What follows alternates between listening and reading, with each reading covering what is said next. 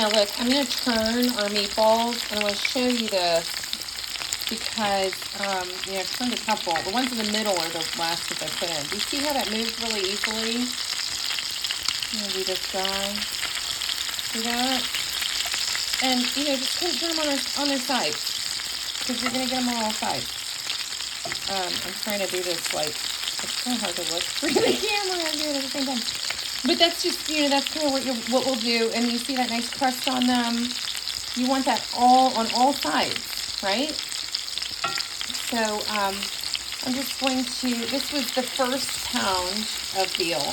I'm going to do the second pound since I do have a little time.